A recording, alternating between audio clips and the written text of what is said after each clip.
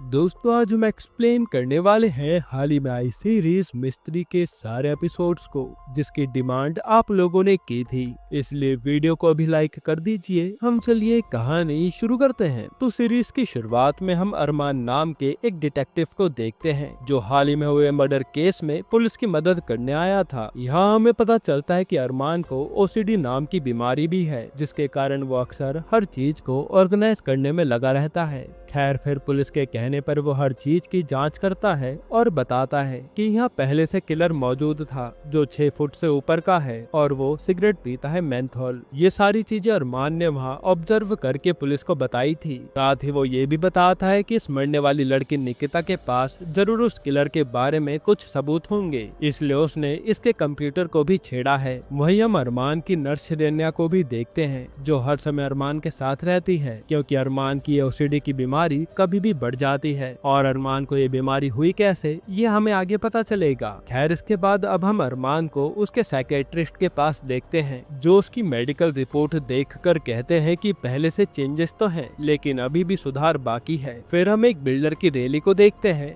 जहां वो सीएम बनने के लिए चुनाव में खड़ा था और वो जैसे यहाँ भाषण देने आता है तभी उस पर गोली चलती है, जिसमें वो बिल्डर तो बच जाता है, लेकिन उसका एक बॉडीगार्ड ओमकार मारा जाता है। ये देखकर वहाँ बैठा उस बिल्डर की पार्टी का आदमी मनोज चिल्लाता है कि गोली उस बिल्डिंग से चली है जहाँ सारी फोर्स जाने लगती है, लेकिन उन्हें कुछ मिलता नहीं। इसके बाद यहाँ एसीपी सहमत को बुलाया जाता है क्राइम सीन की जांच के लिए, और सहमत पर ऊपर से प्रेशर भी था, क्योंकि एक सीएम कैंडिडेट को मारने की कोशिश की गई थी। तब सहमत के सीनियर उसे कहते हैं कि ये केस बहुत ही पेचीदा है, इसलिए हमें उस अरमान की मदद लेनी होगी। इनकी बातों से हमें ये भी पता चलता है कि अरमान असल में पहले पुलिस में ही था, लेकिन किसी कारण वो बीमार पड़ा और सस्पेंड कर दिया गया। अब इसके बाद अरमान सहमत के साथ सीधा उसी बिल्डर राउत से मिलने जाता है, जहां राउत की पत्नी माधुरी और उसका दोस्त पारस भी मौजूद थे। यहाँ पूछताछ करने के बाद सहमत अरमान के साथ सीधा उसी बिल्डिंग में जाती है जहाँ से गोली चली थी, और वो अरमान देखकर बताता है कि गोली चलाने वाला कोई 6 फुट से ऊपर का आदमी है और वो मेंथोल सिगरेट पीता है। तभी अरमान को याद आता है कि जो हाल ही में उस लड़की निकिता का मर्डर हुआ है, उसका कातिल भी तो इसी तरह का था, तो जरूर इस केस में कोई कनेक्शन हो सकता है। लेकिन सहमत साफ मना कर देती है कि कोई कनेक्शन नहीं है, पहले इस केस को सॉल्व करो, बाद में वो देखना। इसके बाद अरमान सीधा उसी राउत की पार्टी ऑफिस में जाता है और यहाँ निकिता के बारे में एक आदमी जैसे डिटेल मांगता है कि क्या ये लड़की यहाँ काम करती थी। तब वो आदमी भी कहता है कि ये तो मुझे याद नहीं, लेकिन मुझे कुछ मिलेगा तो मैं आपको जरूर बता दूंगा। फिर यहाँ से अरमान सीधा राउत के पास आकर निकिता के बारे में पूछता है, क्या आप इसे जानते हैं? पर राउत साफ मना कर देता है। वही अरमान एक चीज नोटिस करता है कि राउत की बीवी माधुरी और उसका दोस्त पारस कुछ ज्यादा ही चिपक रहे हैं, और उसे ये बात बहुत अजीब लगती है। अब इसके बाद अरमान माधुरी से अकेले में मिलने जाता है और यहाँ उससे किसी तरह पारस के बारे में पूछने लगता है। असल में अरमान को लग रहा था कि ये गोली माधुरी ने राउत पर चलवाई होगी,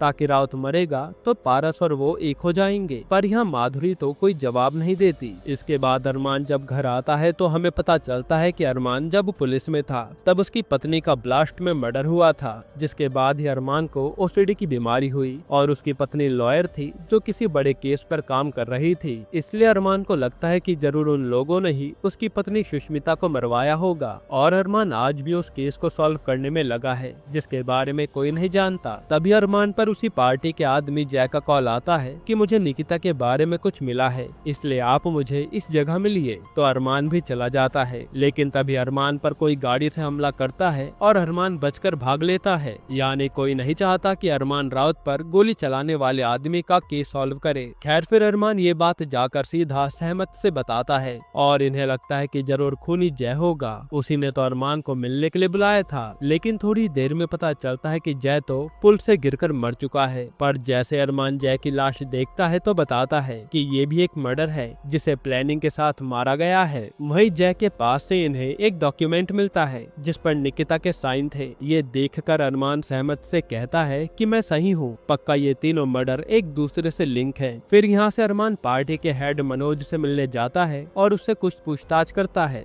लेकिन मनोज से उसे कुछ पता नहीं चलता। इधर सहमत अपने एक इन्फॉर्मर से पता करवा लेती है कि उस दिन राउत पर गोली किसी शूटर ने चलाई थी, जो पास के ही बिल्डिंग में रहता है। यहाँ अरमान सीधा पारस से मिलने जाता है और उससे माधुरी के नाम उनसे धमकाता है कि अब सच्चाई तो राउत को बतानी ही होगी।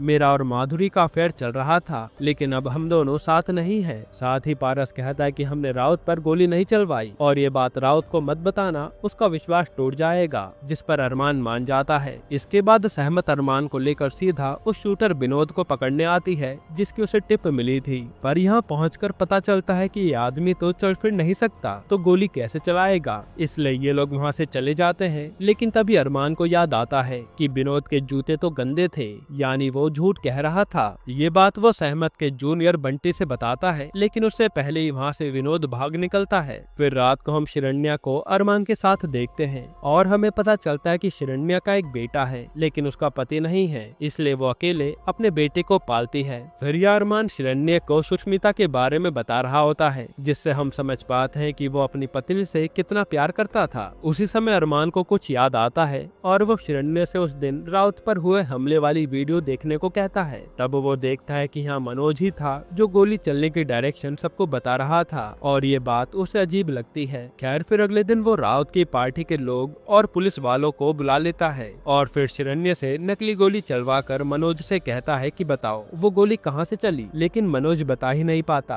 तब यहाँ अरमान रिवील करता है कि ये सब मनोज ने ही करवाया था, क्योंकि वो पार्टी के अकाउंट में घपला कर रहा था। जो बात निकिता को पता चली तो मनोज ने ओमकार से निकिता को मारने के लिए कहा, लेकिन ओमकार ने मना कर दिया। तब मनोज ने ये मर्डर विनोद गोस्वामी से करवाया। फिर जब मनोज को लगा कि ओमकार ये बात राउत से बता देगा, तो मनोज ने विनोद के जरिए ही रैली वाले दिन ओमकार को मरवा दिया, जिससे सबको लगेगा कि गोली राउत पर चली है और उसे वोट मिलेंगे, जबकि मेन टारगेट तो ओमकार ही था। फिर जब जय ने निकिता के बारे में अरमान को बताने की कोशिश की, तो मनोज ने उसे भी खुद रास्ते से हटा दिया, जिस पर मनोज भी हाँ कह देता है। तभी मनोज पर विनोद गोली चला देता है, क्योंकि मनोज ने उसे भी मारने की कोशिश की थी, पर वो बच गया। जिसके बाद पुलिस वाले विनोद और मनोज को पकड़ लेते हैं और ये केस सॉल्व होने की खुशी में लोग अरमान की तारीफ कर रहे थे। फिर घर आकर अरमान को एक पुराना अखबार मिलता है जिसमें सुष्मिता के मर्डर के बारे में लिखा था और फिर वो उसी केस में लग जाता है। इसके बाद हम एक लड़की को कार से कहीं जाते हुए देखते हैं और तभी कार स्लिप होने से वो गाड़ी सीधा पहाड़ी से नीचे गिर जाती है और उस लड़की की मौत हो जाती है। खैर फिर अगली सुबह अरमान उस अखबार में से कुछ पॉइंट्स नोट करता है, जिसमें एक रेड बैग का क्लू था। इसलिए अरमान जाकर सबसे पहले पोस्ट ऑफिस से वो रेड बैग ले लेता है। असल में अरमान से कोई इंसान इसी तरह कांटेक्ट कर रहा था जो सुष्मिता के केस को सुलझाना चाहता है, पर वो है कौन हमें बताया नहीं जाता। फिर जब अरमान थाने आता है तो देखता है कि यहाँ एक आदमी अपनी वाइफ की मिसिंग रिपोर्ट लिखाने आया है। तब अरमान को अपनी बीवी की याद आती है और वो उस आदमी से जाकर कहता है कि मैं आपकी बीवी को ढूंढ कर जरूर लाऊंगा। फिर यहाँ पूछने पर वो आदमी बताता है कि मेरी पत्नी का नाम कोमल है, वो अपने पापा का रियल एस्टेट का बिजनेस संभालती है और मैं एक कॉलेज में अकाउंट पढ़ाता हूँ। फिर जब अरमान शिरण्या के घर पर होता है तभी शिरण्या बताती है कि एक साइकिक है जो लोगों का फ्यूचर बताती है। उसने लाइव आकर एक मर्डर के बारे में बताया है। जिसके बाद हम पुलिस को उस क्राइम स्पॉट पर देखते हैं और वहाँ वही साइकिक डोली पहले से मौजूद थी। तब वो पता चलता है कि मरने वाली लड़की कोई और नहीं बल्कि कोमल है और डोली बताते है कि मुझे अंदर से आवाज आई कि पहाड़ी के नीचे कोई मरा पड़ा है, इसलिए मैंने लाइव आकर सबको बता दिया।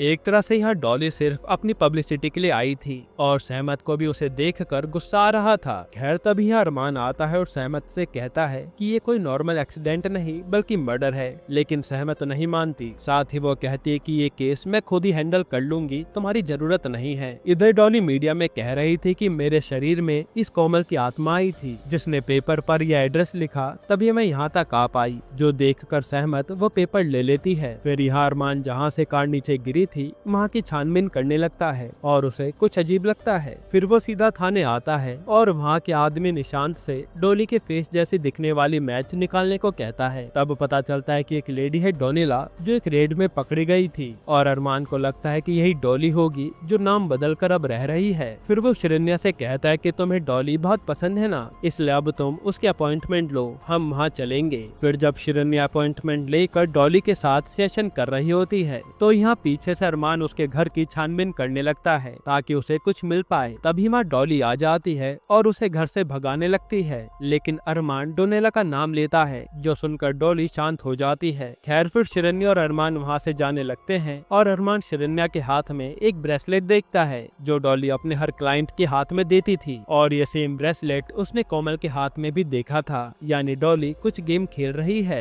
फिर यहाँ से अरमान सीधा कोमल के पति अश्विन के पास आता है और ब्रेसलेट वाली बात बताता है, लेकिन अश्विन कहता है कि डॉली के पास सच में कुछ पावर्स तो हैं, वरना उसे मेरी पत्नी की लाश कैसे मिलती। तभी वहाँ अश्विन के वर्कर कुछ सामान कचरे में फेंक देते हैं और अरमान को उस बॉक्स से कुछ अजीब सी स्मेल आती है, इसलिए अश्विन के जाते ही वो उसे चेक करने लगता है। इसके बाद अब सहमत ने डॉली को पकड़ लिया था और वो उसे धमका कर सच बताने के लिए कहती है, जिसके डर से डॉली सच बताती है कि मुझे एक मैसेज आया था कि अगर मैं दी हुई लोकेशन पर गई तो वायरल हो सकती हूँ, और जैसे मैं वहाँ गई तो मेरी क्लाइंट कोमल की वहाँ लाश पड़ी थी। तब मुझे डर लग गया कि कहीं मैं इस केस में फंस न जाऊँ, इसलिए मैंने यहाँ झूठ कहना ही सही समझा, जिससे लोगों को लगे कि मेरे पास सच में पावर्स हैं। फिर अरमान यहाँ निशांत से उस मैसेज के IP एड्रेस निकलवाता है और उन्हें किसी स्नेहा चतुर्वेदी का नाम पता चलता है। तब ये लोग किसी तरह स्नेहा के घर पहुंच जाते हैं और पूछते हैं कि बताओ फोन कहाँ है तुम्हारा और वो मैसेज तुमने क्यों भेजा था। लेकिन स्नेहा को तो कुछ भी पता नहीं था।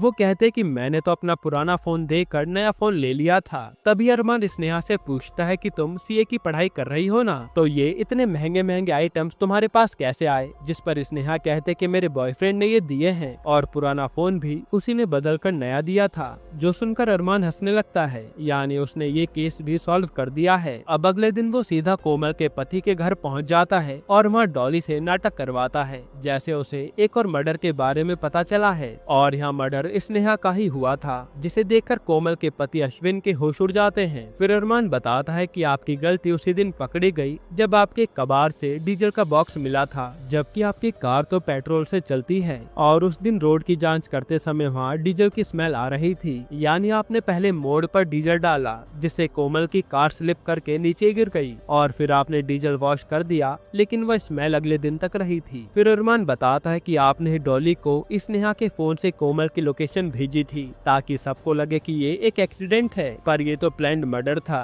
और वो रिवील करता है कि अश्विन स्नेहा के साथ अपनी लाइफ बिताना चाहता था, इसलिए उसने कोमल को मार दिया, और इसके बारे में उसके पास सबूत भी थे। जो सुनकर अश्विन को चक्कर आ जाता है और ये लोग उसे जेल में डाल देते हैं। फिर रात को अरमान जब उस रेड बैग को चेक करता है तो उसे उसमें एक सीक्रेट फोन मिलता है, जिसे ओपन करते ही उस पे मैसेज आता है कि तुम्हें संतोष बागची के बारे में पता है। तब अरमान सुष्मिता के डॉक्यूमेंट्स में संतोष बागची के बारे में देखता है तो पता चलता है कि ये तो सुष्मिता का क्लाइंट था जिसका वो केस लड़ रही थी। इधर हम एक लड़के को देखते हैं जो अपने भाई से बता रहा होता है कि उसने मुझे फिर मारा है और मैं परेशान हो चुका हूँ। तब वो आदमी कहता है कि उसे मेले में बुला ले, बाकी हम देख लेंगे। जिसके बाद हम सहमत को मार्क नाम के नारकोटिक ऑफिसर के साथ देखते हैं, और मार्क अक्सर शराब पीता था और यहाँ वो किसी से मिलने आया था। फिर मार्क सिक्योरिटी क्रॉस करके उस मेले में जाता है और उसी लड़के से मिलता है। यहाँ पता चलता है कि ये लड़का मार्क का ही खबरी है। जिसके बाद मार्क उसे जबरदस्ती शराब पीने के लिए कहता है और शराब पीते ही उसे पीटते हुए किसी ड्रग के बारे में पूछने लगता है, लेकिन इतनी ही देर में उस लड़के की हालत खराब हो जाती है और वो यही मर जाता है, जिसकी वीडियो कुछ लोगों ने बना ली थी। अब ये वीडियो हर जगह फैल जाती है और पुलिस वालों की बदनामी होने लगती है। वहीं मार्क को अरेस्ट कर लिया जाता है। इधर अरमान की डॉक्टर और कमिश्नर के साथ मीटिंग थी, जो अरमान को दोबारा पुलिस की जॉब देने के बारे में सोच रहे थे, और वो कहते हैं कि हम सबसे तुम्हारे बारे में पूछेंगे,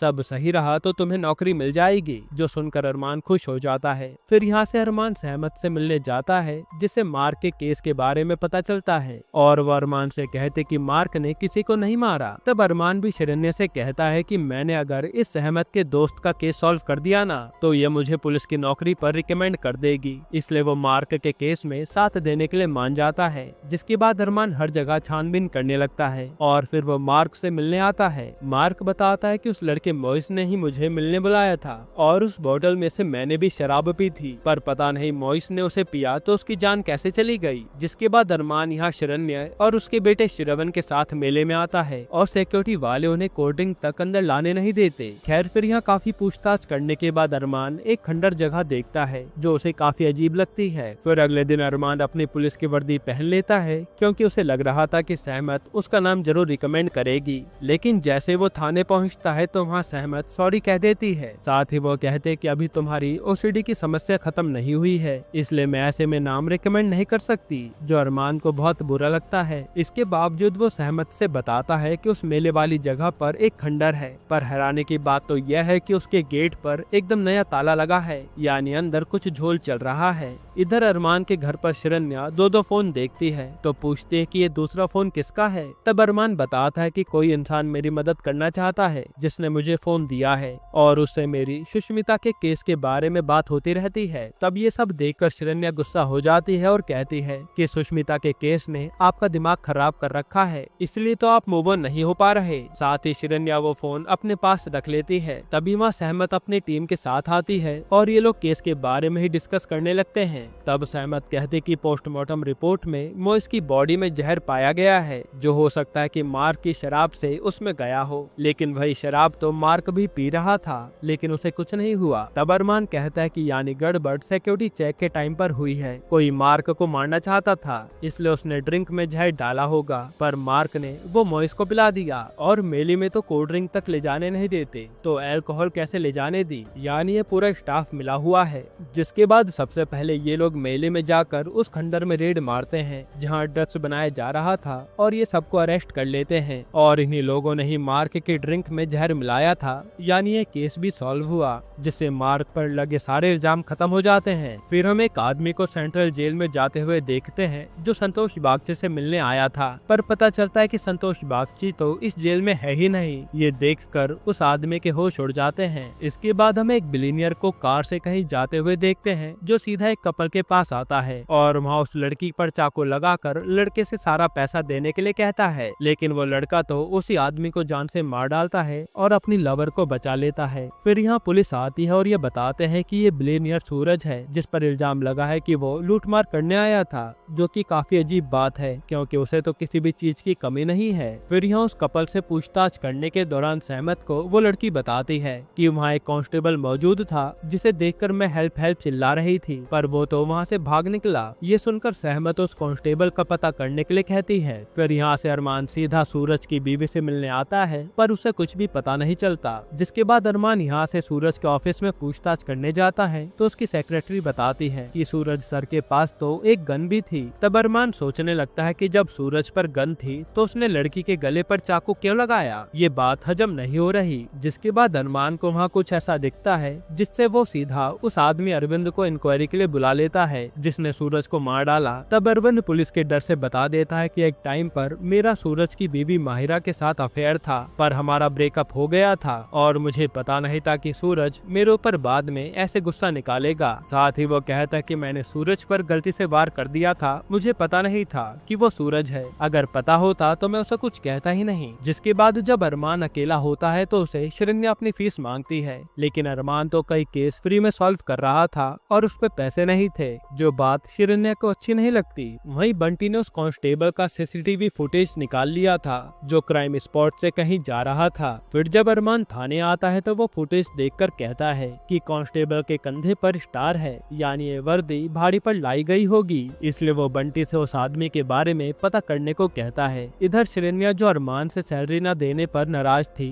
वो अपने फोन में सूरज की एक वीडियो देख रही थी जिसमें सूरज बताता है कि एक बार मेरे दोस्त ने मेरी मदद की थी कि कैसे वो गुंडा बनकर आया और मैंने उसे मारकर अपनी जीएफ को इम्प्रेस कर लिया और वो मेरी जीएफ आज मेरी बीवी है। तब शिरन्या को याद आता है कि सूरज भी तो गुंडा बनकर ही गया था चाकू लगाने, यानी कुछ गड़बड़ है, जो देखकर वो तुरंत थाने जाने लगती है। वही बंटी को उस आदमी के बारे में पता चल जाता है जिसने वो वर्दी पहनी थी और ये लोग उसे पकड़कर सच पूछ लेते हैं। फिर अरमान सीधा सहमत को कॉल करके कहता है कि केस सॉल्व हो गया है। जिसके बाद रात को ही ये लोग सीधा अरविंद के घर जाते हैं और अरमान बताता है कि तुम और सूरज दोस्त थे ना, और तुमने सूरज से एक दिन पहले मदद मांगी थी ताकि तुम अपनी जीएफ को इम्प्रेस कर सको, तभी तो सूरज ने तुम्हारी गर्लफ्रेंड पर चाकू लगाया था और बस तुम्हें धक्का देकर अपनी लवर को बचाना था, लेकिन तुमने तो उसी का फायदा उठाकर सूरज को मार डाला और सेल्फ डिफेंस का नाम दे दिया। फिर अरमान रिवील करता है कि आपका माहिरा के साथ आज भी अफेयर चल रहा है और ये सच निकलता है क्योंकि माहिरा अभी भी अरविंद के घर में ही थी और इन दोनों ने मिलकर ही सूरज को हटाने का प्लान बनाया था। तब अरमान कहता है कि सूरज ने एक और प्लानिंग की थी। उसने एक एक्टर को कांस्टेबल बनाकर बुलाया था ताकि तुम उसे धक्का दोगे तो वो खुद तुम्हें आकर अरेस्ट कर लेगा, जिससे तुम और बड़े हीरो बन जाओगे। लेकिन तुमने तो अपने दोस्त को ही मार डाला। और अब पुलिस अरविंद और महिरा को अरेस्ट कर लेती है, यानी ये केस भी सॉल्व हुआ। तभी वहाँ से जाते समय शिरन्या पर उसकी सैलरी का मैसेज आता है जो काफी ज्यादा थी और वो खुश हो जाती है। असल में अरमान ने पैसों का इंतजाम करके शिरन्या को सैलरी दे दी थी। फिर जब अरमान शिरन्या के घर पर होता है तो वो सबसे पहले अपना दूसरा फोन चुरा लेता है। फिर वो उसे आदमी को मैसेज करता है संतोष के बारे में पूछने के लिए, यानी ये आदमी अरमान को इन्फॉर्मेशन दे रहा था। और फिर हमें दिखाते हैं कि जब ये आदमी जेल में संतोष से मिलने गया था तब इसे फोन पर किसी ने धमकी दी थी कि अगर संतोष के बारे में ज्यादा जानने की कोशिश करोगे तो वो उसे और अरमान दोनों को मार डालेगा। जो सुनकर ये आदमी डर जाता है और अब वो अरमान के मैसेज का भी रिप्लाई नहीं कर रहा था। इसके बाद अगले दिन शिरन्या अरमान और अपने बेटे श्रवण को लेकर एक जगह वेकेशन के लिए आती है, क्योंकि इन्होंने काफी समय से एंजॉय नहीं किया था। फिर जब ये लोग मजे कर रहे होते हैं तभी श्रवण देखता है कि होटल के रूम में एक मर्डर हुआ है, जो देखकर वो तुरंत अरमान और अपनी माँ को बताता है। तब अरमान सीधा ये बात मैनेजर से कहता है, पर मैनेजर साफ मना कर देता है कि ऐसा कुछ भी नहीं हुआ है। लेकिन तभी वहाँ होटल की सिक्योरिटी हेड रीटा आती है और वो अरमान के साथ वो रूम चेक करने जाती है। असल में ये रूम किसी बड़े शिपिंग कंपनी के मालिक का था, इसलिए मैनेजर मना कर रहा था। खैर फिर यहाँ जब रूम में ये लोग आते हैं तो पूरा रूम एकदम साफ था, जो देखकर शिरन्या कहती है कि जरूर श्रवण को धोखा हुआ होगा। वही अरमान को लग रहा था कि जरूर उस शिपिंग कंपनी के मालिक ललित ने अपनी बीवी को मार दिया होगा और लाश को कहीं छुपा दिया होगा, क्योंकि बच्चा झूठ तो नहीं कहेगा। वही शिरन्या का एक दोस्त भी बन गया था और ये दोनों यहाँ एंजॉय कर रहे थे। फिर अरमान सीधा थाने में निशांत को कॉल करके ललित के बारे में पता करवाता है कि इसकी कोई क्रिमिनल हिस्ट्री तो नहीं है। तो निशांत बताता है कि इसकी बीवी ने इस पर एक बार डोमेस्टिक वायलेंस का केस किया था, पर 2 दिन में ही केस वापस भी ले लिया गया। यानी अरमान का शक सही है, किसी ने अपनी बीवी को मार डाला होगा। पर थोड़ी देर में अरमान को पता चलता है कि वहाँ ललित की बीवी तो उसका बर्थडे सेलिब्रेट कर रही है, जो देखकर वो लौट आता है। फिर जब रात को अरमान श्रवण के साथ गेम खेल रहा होता है तभी इनके कॉइन खत्म हो जाते हैं। तो अरमान कॉइन्स लेने जाता है और जैसे श्रवण गेम का बॉक्स पर हाथ मारता है तो उसे वहाँ एक लाश दिखती है। ये देखकर वो तुरंत अरमान की ओर भागता है। वही अरमान को शिरन्या के दोस्त ने कुछ कॉइन्स दे दिए थे और जैसे श्रवण उसे लाश के बारे में बताता है तो ये लोग वहाँ आते हैं, पर कहीं भी लाश नहीं थी। तभी अरमान को वहाँ कुछ चूना पड़ा हुआ मिलता है और वो कहता है कि लाश से स्मेल ना आए इसलिए ये यूज किया गया होगा। हालांकि सबको लग रहा था कि श्रवण मजाक कर रहा है। खैर अगले दिन अरमान सबसे पहले शिरन्या को बताता है कि तुम्हारा दोस्त शादीशुदा है, इसलिए डेट करने के बारे में सोचना भी मत। मैंने उसके वॉलेट में उसकी वाइफ का डेबिट कार्ड देखा है। जो सुनकर शिरन्या उदास हो जाती है। वही अरमान लाश ढूंढने में लगा रहता है। फिर यहाँ शिरन्या अपने दोस्त के मजाक में अखरोट फोड़ देती है और कहते कि मुझसे दूर रहो वरना अच्छा नहीं होगा। वही अरमान को छानबीन करते हुए वहाँ काम कर रही लड़कियों पर शक होता है और वो उनके चेंजिंग रूम में आ जाता है। तब उसे एक जगह कैमरा दिखता है जिसमें कई सारे डॉक्यूमेंट्स की फोटो थी, पर जैसे वो मैनेजर और रीटा को बुलाकर लाता है तो वहाँ कुछ भी नहीं होता। यानी ये तो सच है कि उनकी सफाई करने वाली स्टाफ ही गेम खेल रही है। फिर अरमान शिरन्या को बताता है कि इन लोगों ने ललित के कुछ डॉक्यूमेंट्स की फोटो ले रखी है, जो पक्का उसके कॉम्पिटिटर को बेचकर ये लोग पैसा कमाएंगे। साथ ही रीटा बताते कि इन स्टाफ में से एक लड़की थी डिम्पल, वो भी कई दिनों से नौकरी पर नहीं आई है। जो सुनकर अरमान कहता है कि पक्का डिम्पल पहले इन्हीं के प्लान में शामिल होगी, लेकिन जब उसने इनका साथ देने से मना कर दिया तो इन्होंने उसी को मार डाला होगा। और यही मर्डर श्रवण ने खिड़की से देख लिया, जिसकी लाश वो सफाई वाली छुपा रही हैं। यानी अब इन्हें लाश ढूंढनी है, पर लाश इन्हें कहीं भी नहीं मिलती। फिर जब अरमान की वेकेशन खत्म हो जाती है तभी वो शिरन्या की फोटो देखता है और तुरंत भागकर उसी जगह आता है जहां शिरन्या ने अपनी दोस्त के साथ फोटो क्लिक की थी। फिर वो मैनेजर को बुलाकर एक अलग से दिख रहे बॉक्स को ओपन करवाता है और इसमें डिम्पल की ही लाश थी, जिसे उसके साथियों ने मार डाला था। यानी ये केस भी अरमान ने सॉल्व कर दिया। इधर उस इन्फॉर्मर को संतोष बागची की लोकेशन मिलती है तो वो ये देखकर हैरान हो जाता है। इसके बाद हम एक घनश्याम नाम के एक आदमी को देखते हैं जिसे किसी उस्ताद जी का कॉल आता है और वो उससे मिलने जाने लगता है। फिर जैसे सिक्योरिटी गार्ड पानी का कनेक्शन ऑन करने आता है तो उसे बंदूक की आवाज आती है और वो नीचे आकर देखता है कि उस्ताद जी ने अपने हाथ में बंदूक पकड़ी है और वही एक अंधी लेडी डर के मारे बैठी है। जिसके बाद यहाँ पुलिस आती है और ये लोग छानबीन करके वहाँ से चले जाते हैं। हालांकि अरमान को वहाँ लग रहा था कि वो अंधी लेडी सच में अंधी नहीं है।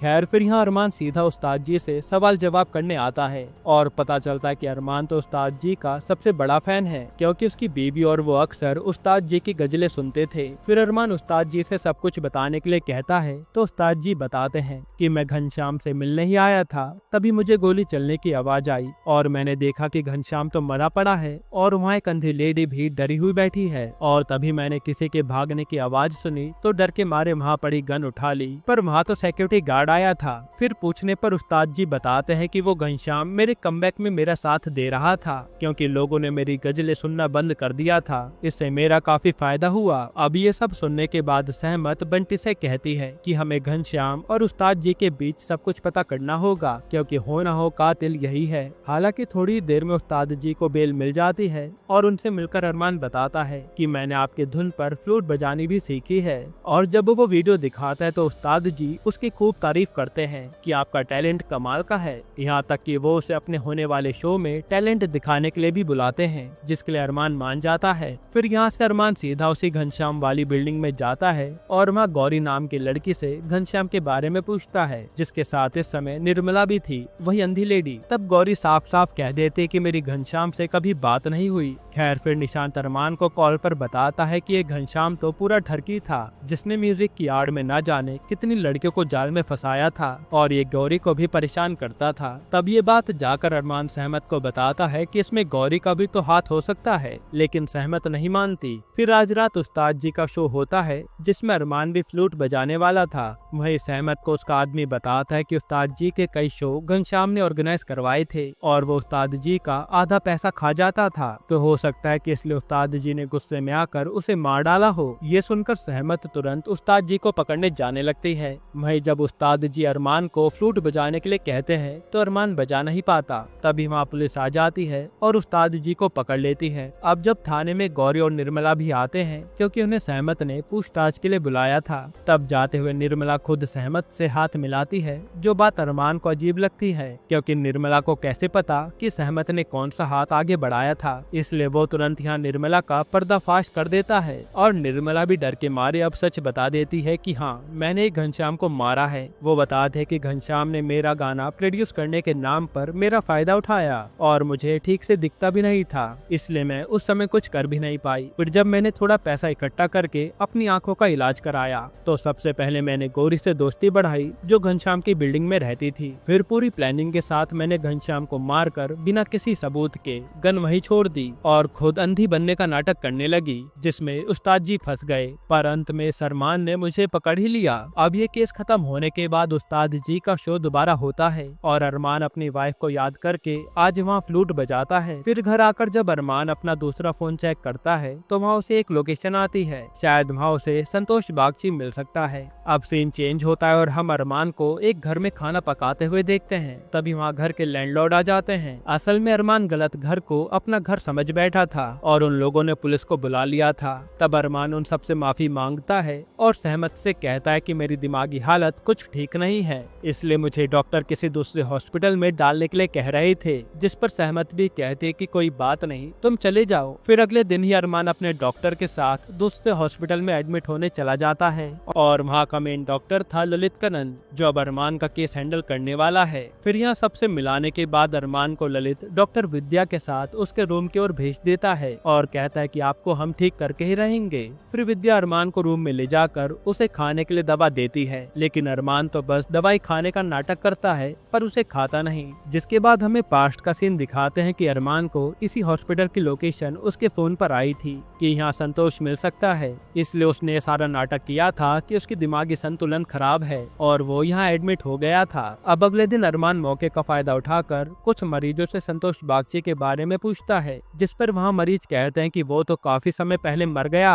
ये सुनकर अरमान हैरान हो जाता है। तभी यहाँ ये मरीज आपस में ही बहस करने लगते हैं और लड़ाई हो जाती है। जिसके बाद अरमान को ललित अपने पास बुलाता है और कहता है कि मैंने कैमरे से देख लिया कि तुम संतोष के बारे में जानना चाहते हो ना, लेकिन वो तो नशे के चक्कर में मारा गया उसे ड्रग्स लेने का नशा हो गया था। जिसके बाद ललित अरमान को जबरदस्ती दवा खिलवाता है कि आपकी हालत खराब हो रही है, और वो दवा पीते ही अरमान चीजों को हेलुसिनेट करने लगता है। फिर कुछ ही दिन में शिरण्या अरमान से मिलने आती है तो अरमान बताता है कि मैं पागल नहीं हूँ, लेकिन ये लोग मुझे अब पागल बनाने में लगे हैं। मैंने बस यहाँ तक आने के लिए नाटक किया था। और वो कहता है कि मेरा फोन चेक करो तो मैं सब कंफर्म हो जाएगा, और सहमत से कहना कि संतोष बागची का केस डी ओपन कर ले। ये सुनकर शिरण्या चली जाती है। इसके बाद फिर जब दोबारा अरमान को मौका मिलता है तो वो फिर संतोष के बारे में डॉक्यूमेंट में पता करने लगता है, जो ललित उसे देख लेता है। तब गुस्से में ललित संतोष की फुटेज अरमान को दिखाता है कि कैसे नशे के चक्कर में संतोष मारा गया और उसे विद्या हैंडल कर रही थी। उसी समय अरमान दवा के कारण फिर हेलुसिनेट करने लगता है और ललित उसे शॉक के लिए भेज देता है। वहीं शिरण्या को अरमान के फोन से कंफर्म हो जाता है कि संतोष बागची वाली बात सही है, और ये बात वो सहमत को बताती है। यहाँ अरमान किसी तरह खुद को छुड़ाकर वहाँ से भागने लगता है। तभी पीछे से विद्या उसे एक इंजेक्शन लगा देती है। फिर वो किसी तरह उसे हिप्नोटाइज करने लगती है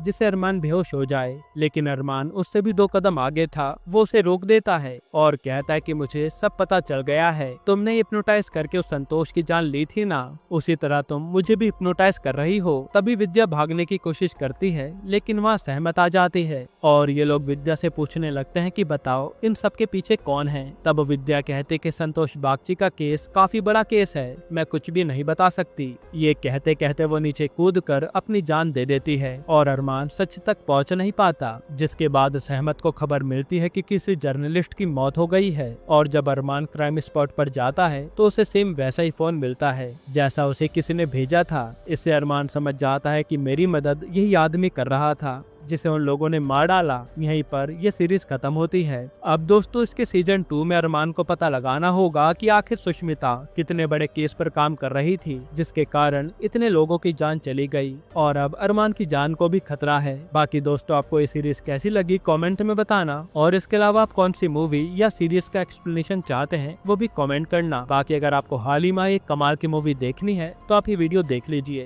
भाई हमें करना है लौंडा नाच। और फिर